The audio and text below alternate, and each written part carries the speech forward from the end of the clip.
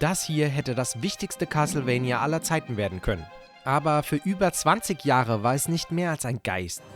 Ein Mythos, eine Legende, die niemals jemand hätte spielen sollen. Ein paar verwaschene Screenshots aus Magazinen blieben den Fans als einziger Hoffnungsschimmer. Doch der Mythos ist real. Ich halte hier ein Stück Videospielgeschichte in meinen Händen, eine Version, die offiziell niemals das Licht der Welt erblicken durfte. Warum wurde dieses Projekt vorzeitig gestoppt?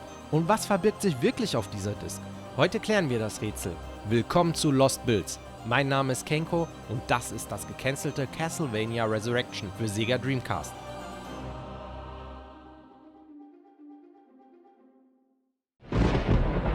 Um zu verstehen, warum Castlevania Resurrection überhaupt entstand und warum es letztlich scheiterte, müssen wir einen Blick auf Konamis Studiosituation Ende der 90er Jahre werfen. Die gesamte Branche befand sich zu dieser Zeit in einem Umbruch. Der Wechsel von 2D-Sidescrollern hin zu vollwertigen 3D-Welten stellte selbst erfahrene Entwickler vor Herausforderungen. Während Hideo Kojima mit seinem Team und Metal Gear Solid einen nahezu perfekten Übergang in die dritte Dimension schaffte, taten sich andere Konami-Marken deutlich schwerer. Besonders problematisch war diese Phase für Castlevania.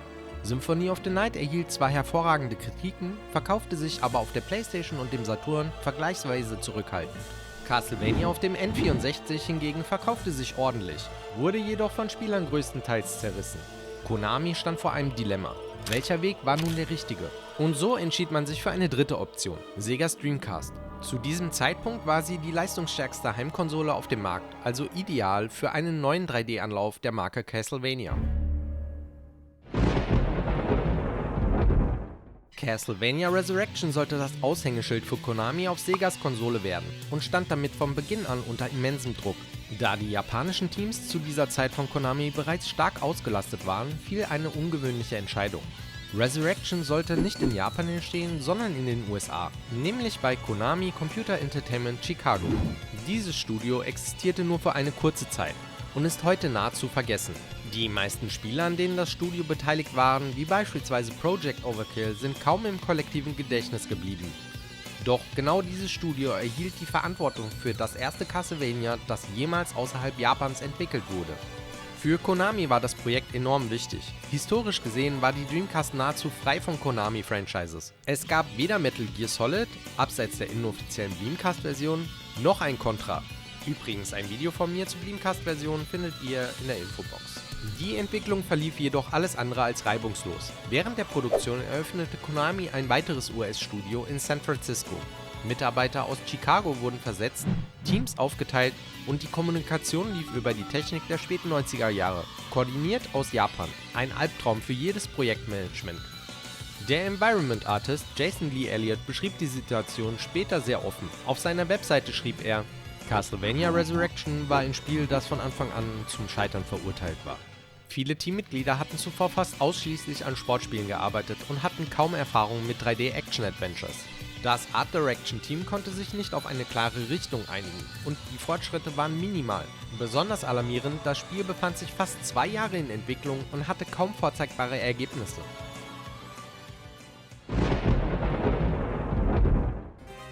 Im Sommer 1999 auf der E3 wurde Castlevania Resurrection erstmals der Öffentlichkeit vorgestellt, inklusive spielbarer Demo. Die Reaktionen der Presse waren überwiegend positiv, besonders beeindruckte die Grafik, dynamische Lichteffekte, düstere Architektur, detailreiche Texturen. Alles wirkte wie ein echter Next-Gen-Schritt der Serie. Die Handlung von Resurrection sollte im Jahre 1666 spielen. Im Mittelpunkt standen Sonia Belmont, bekannt aus Castlevania Legends, der Ableger auf dem Game Boy, sowie der neue Charakter Victor Belmont, der aus dem 19. Jahrhundert stammt. Das Spiel sollte also mit Zeitreisen arbeiten und zwischen beiden Figuren immer wieder wechseln. Ein ambitioniertes Konzept. Und trotz des positiven Medienechos war das Spiel zu diesem Zeitpunkt höchstwahrscheinlich lediglich rund zu 25% fertiggestellt worden. Eine Veröffentlichung zu Weihnachten desselben Jahres 1999, wie von Konami angekündigt, war faktisch also unmöglich. Im Jahre 2000 verdichteten sich die Probleme. Die Verkaufszahlen der Sega Dreamcast blieben hinter den Erwartungen zurück. Drittentwickler kündigten den Support und dann kündigte Sony auch noch die PlayStation 2 an. Laut Art Director Greg Audran wurde Castlevania Resurrection noch am selben Tag eingestellt. Eine eventuelle Portierung für die PlayStation 2 kam nicht in Frage. Das Projekt war technisch und strukturell nicht darauf vorbereitet. Konami zog also den Stecker und das Studio in San Francisco wurde daraufhin geschlossen, ohne je ein Spiel veröffentlicht zu haben. Das Spiel machte also seinem Namen Resurrection alle Ehre. Über 20 Jahre später, im Jahr 2001, tauchte plötzlich ein YouTube-Kanal namens CVR Exist auf. Kurz nachdem der Kanal das erste Gameplay-Video hochlud, tauchte die originale Entwicklerdisk im April 2001 auf eBay auf. Was mit einem Startgebot von nur $1 begann, entwickelte sich binnen Tagen zu einem Bieterkrieg. Währenddessen forderte die Community lautstark, die Daten zu archivieren und vor einem möglichen Diskrot zu retten. Der Verkäufer blieb zunächst vage und das Angebot lief erst einmal weiter. Einige Tage später meldete sich der Besitzer und versprach dann doch, der Öffentlichkeit die Daten der Disk zugänglich zu machen. Das Gameplay in dieser Demo ist stark auf Action ausgelegt, was per se nichts Schlechtes ist. Der Prototyp umfasst 5 Levelabschnitte, die über die Starttaste ausgewählt werden können. Dennoch merkt man der Demo den Prototypenstatus an, da sie noch nicht ideal ausbalanciert ist und bei hohem Gegneraufkommen zu Slowdowns neigt. Als spielbarer Charakter steht Sonia Belmont im Fokus. Die Steuerung ist einfach und intuitiv gestaltet. Während der Analogstick zur Bewegung dient, nutzt man den linken Trigger zum Ducken und den rechten Trigger in Kombination mit dem Stick für eine Ausweichrolle. Die A-Taste ist für die Sprünge reserviert, während man mit X angreift. Dabei reagiert das Spiel dynamisch auf die Entfernung des Gegners. Je nach Distanz schwingt Sonia die Peitsche oder nutzt das Schwert. Sekundärfähigkeiten werden über die B-Taste ausgelöst und mit Y lässt sich die Kamera justieren. Da ein zweiter Analogstick fehlt, wirkte die Kamera für mich zuerst fest eingestellt. Allerdings bietet das Spiel eine versteckte Funktion. Durch Drücken des Steuerkreuzes nach oben kann man zwischen 3 verschiedenen Modi wählen, sodass die Kamera die Spielfigur automatisch verfolgt und sich dem Geschehen anpasst. Die Demo beinhaltet sogar einen Bosskampf gegen die Medusa sowie eine Verfolgungssequenz gegen eine Hydra. Auch die Kollisionsabfrage ist noch fehlerhaft, was dazu führen kann, dass man aus der Spielewelt fällt, während Hindernisse wie Lava derzeit auch noch keinen Schaden verursachen. Trotz dieser technischen Einschränkungen ist das Spiel klar als Castlevania zu erkennen und greift viele klassische Elemente der Reihe auf. In den späteren Leveln zeigt der Prototyp zudem eine gelungene Lichtstimmung, die das Potenzial der damaligen Grafik andeutet. Obwohl die einzelnen Abschnitte in dieser Version noch nicht linear miteinander verbunden sind, lässt sich der geplante Aufbau gut rekonstruieren. Sonia Belmont tritt vor die Tore einer großen gotischen Kathedrale. Sie kämpft sich durch den Vorplatz bis in das Gebäude hinein. Anschließend bahnt sie sich ihren Weg nach oben. Oben angekommen, wird sie von der Hydra verfolgt. Doch es gelingt ihr die Flucht. Nach der Flucht vor der Hydra erreicht sie die Hauptbereiche der Kathedrale, wo sie schließlich der Medusa gegenübertritt.